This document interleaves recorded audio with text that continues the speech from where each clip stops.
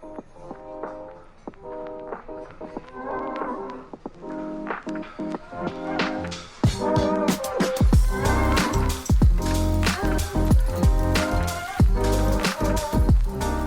everyone, and welcome back to the Second Party Podcast. Today, I wanted to talk a bit about what my dad thinks about the meaning of life and why I differ from him.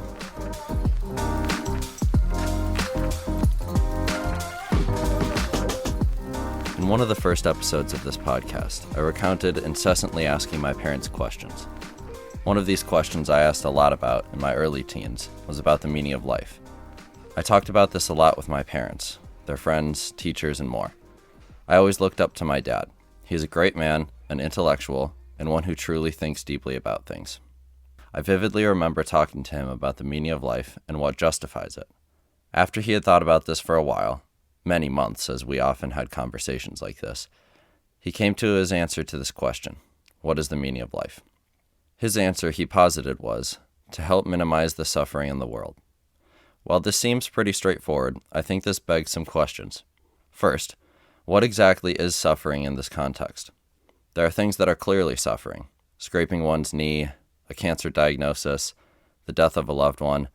But there are other things that aren't totally clear: being laid off from a job, being rejected by a crush, finding out you're wrong.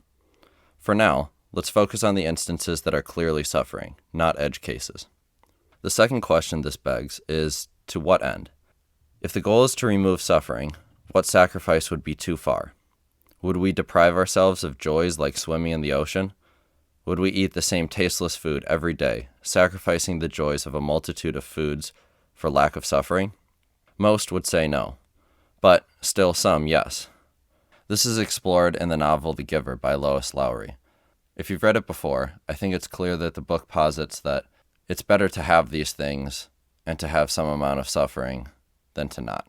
And what about instances where we can reduce suffering of one, but increase suffering of another? How are we to value suffering of one over another?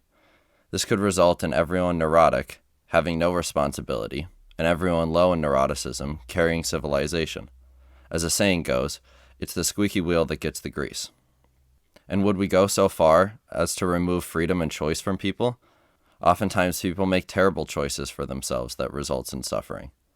Would we sacrifice family for lack of suffering? After all, family can die, which would result in immense suffering later on. Would we sacrifice love itself for lack of suffering? What sacrifice is too big? To assert that the meaning of life is to help minimize the suffering in the world seems to place suffering as the utmost evil. If our entire existence is to strive to eradicate suffering, then it stands to reason that suffering is exactly this, the utmost evil of humanity. If it's the utmost evil of humanity, it's essentially evil itself. Can suffering be good, though? If it can, this would seem to assert that it is not entirely suffering to strive against and eradicate. To answer this, I posit to you a parent who has lost a child. I think it's clear that this person has suffered. There's no question about this. It's not an edge case. If we were to ask this person if they're suffering as a result of the death of their child, the answer is most surely yes. It's undebatable that this is suffering, and of a very serious type too.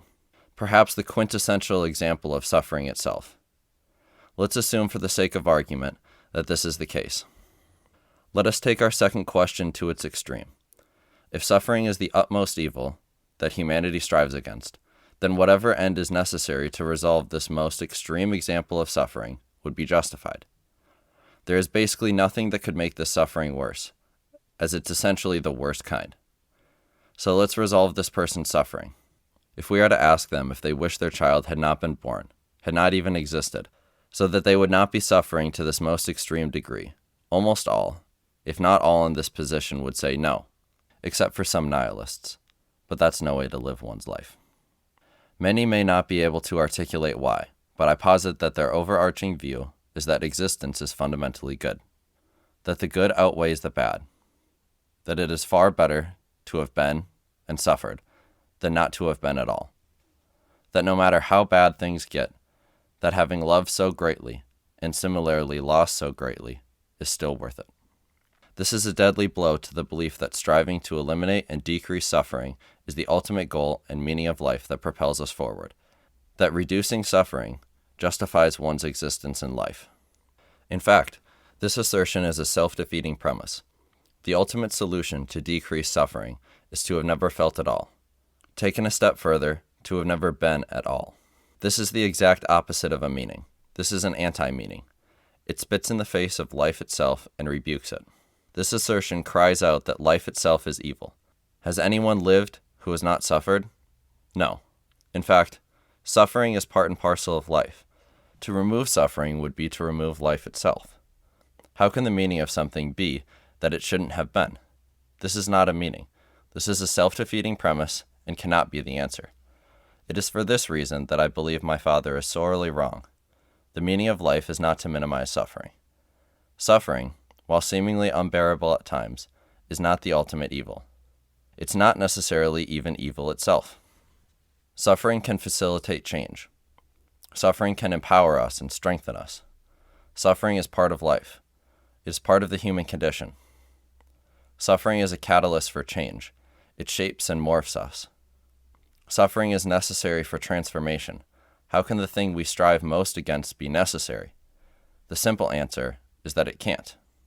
So if striving against suffering is not the goal of life that gives life its meaning, what is it? Said another way, what justifies life itself? What is it that makes life worth living, if not to minimize suffering? And how should we approach it? Well, since suffering is neither inherently good or evil, we ought to treat it as such.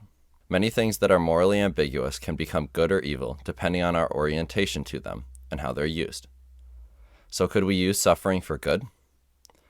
Let's go back to the previous example many consider to be someone encountering the greatest suffering a person could face in life, with a parent who has lost their child. How should they respond to something that appears so bad? This person could take the nihilistic mentality previously discussed. They could decry being itself and curse this world. They could allow this to transform them. They could wish that life hadn't been. They could curse God for creating a world where this suffering could take place. Many wouldn't blame them. Many would understand. They could take that to its ultimate conclusion and allow evil to manifest in its fullest sense. They could create hell on earth. Or they could find the good in this. They could allow the suffering to transform them. They could be thankful for the time they were blessed with their child. They could recognize that their life, like their child's, is a journey that, like all journeys, must end. No matter how healthy we are or how many good choices we make, the death rate is still 100%. The parent could accept this and recognize that the end is part of the journey itself. In the final analysis of life, they could see that the journey is justified, and they could do their best to justify their own journey and make the journeys of others as justified as possible. In fact, is it possible to further justify a journey after it has been completed? If that happens, in a way, is the journey ever fully over? No. One is not constrained by one's own life. We have legacies we leave. Memories and echoes of those long past still speak to us today. This parent could continue the journey of their child. They could make it one of their own. They could simultaneously justify their journey and their child's. They could strive for the good. They could accept the suffering and allow it to bolster their journey and those around them by transforming them into a better person. They could support other people in their suffering and use their suffering to empathize with others. James Baldwin says, "Pain is trivial, except insofar as you can use it to connect with other people's pain." I think we can use our pain and suffering to empathize with others. This grieving parent could empathize with others and use their experiences to walk alongside those who are hurting. They could help others in their journeys and recognize that the hard times are not something to strive against, but something that highlights and even justifies the good. For joy cannot be known without suffering, contentment without hunger, light without dark, and even good itself without evil. For good cannot be known without evil. Good cannot exist without the possibility of evil. No, the eradication of suffering can't be the goal. So what is the goal? What justifies us and gives life its meaning? What must we do? We must properly recognize the good and evil that is possible and turn toward the good. This is what justifies us. Not that we know evil, not that we have been touched by evil, not that we have done evil, not that we are evil, but that we choose the good. The choice and pursuit of that which is good, that which is righteous, that which is holy, that is how we are justified. We are justified in choosing the good and then pursuing it, nothing else. For we can never be truly good. We are all touched by suffering, touched by malevolence, touched by evil. Nay, we are all part evil itself. That is why we must be justified. For we are not all good. We have all stumbled, and must be justified in light of the good that is possible, of good itself. But what about that damn evil? What do we do about it after we have chosen the good and begin to pursue good? What can we, evil, and flawed as we are, do to eliminate the evil? How can we eliminate that which we have been touched by, that which is part of us? We must die, both literally and figuratively. We must justify our journeys by choosing good. We must pursue good. We must die to rid this earth of the evil in us. But then what? Who will carry our journey further? Who will justify us? Who will continue our life through death? Who will carry this impossible burden? Who will kill our evil nature and carry the good forth into an eternally good future, thereby justifying our life, touched by evil and suffering though it was, to give it meaning and purpose? Could there be a man so perfect, so justified, so righteous, that he could do all of that for us? Could there be one, untouched and uncorrupted by evil, to do this impossible task? Could there be something more real than our suffering, despite how real our pain and suffering are? Jordan Peterson asks the question, if pain is undeniably real, is not that which overcomes pain even more real? I think this can be extended to death as well. If pain and death are undeniably real, isn't that which overcomes pain and death even more real? Is it better to live in a world without suffering, or in a world with suffering, but a way to contend with it? Is it better to live in a world with snakes and be able to contend with them, than it is to live in a world without snakes? It is. We use both snakes and suffering to help us, literally and figuratively. There is much to learn from suffering and snakes. Jesus suffered. Jesus encountered snakes. Are we not to emulate Jesus? Are we not to suffer too? Are we not to confront the snakes? Is this not part of the testing of our faiths? Is this not critical to any transformation? Are we not told to take up our cross, the ultimate symbol of suffering, and follow him? We are. We are to take up suffering on our backs. We are to become the spirit that contends with snakes. We are to become people that contend with evil. Does suffering not strengthen us and make us into those that contend with evil? Is suffering not an inoculation to further suffering that is inevitable? Is the suffering not necessary to survive further suffering? Is it not through suffering and the cross that we are transformed? Is it not more admirable that we thank God and rejoice in the suffering than in the good times? It is.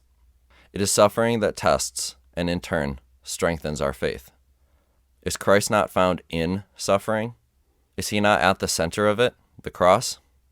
I posit that suffering is not something to strive against. I believe it's something to strive through, something that is necessary, something to help us understand and appreciate the short time we have here. In 2 Corinthians 11, Paul boasts in his suffering. While we may not always be able to do this, I hope we can still be transformed through it in a positive way, that we can look back and see the positives that our suffering brought us in the end, that we may come out stronger on the other side, better equipped to contend with evil and aid the good, that we can recognize and find the light in the darkness, as there is not one without the other. I hope that we can choose the light and willingly encounter the darkness with our newfound light and open arms. I hope that we can take up our suffering and do our best to follow the good, that we can take up our crosses and follow Jesus. Well, it's getting late, but I've been musing about some signs that started showing up in our neighborhood recently. They say, slow down, or 20 is plenty. I don't really like them because, well, first off, I think they're a bit of an eyesore. They're pretty ugly, and they just kind of look like a bunch of littered debris all over the place. But more importantly, I don't think that they're effective. If somebody is speeding, I don't think that seeing these signs is going to change their speeding. And if somebody supports these signs, they're not going to be speeding. I just don't really think that they're effective in any capacity, and they waste a bunch of time and resources to create these signs, and then on top of that, I think they're just an ugly eyesore. But perhaps I'm missing something. If I am, feel free to let us know. Send us an email at secondpartypodcast@gmail.com. If you've got any topics that you think it would be good for us to discuss or insightful questions, feel free to send them to us there. With that, thank you again, everyone, and have a good night.